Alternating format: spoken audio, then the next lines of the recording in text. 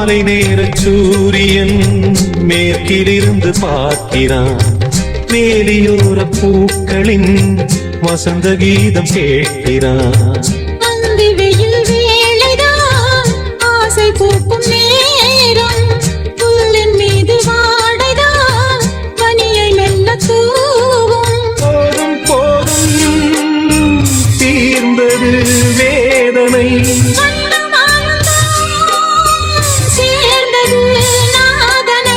விரலை கண்டதும் மீட்டச் சொன்னது வீணை.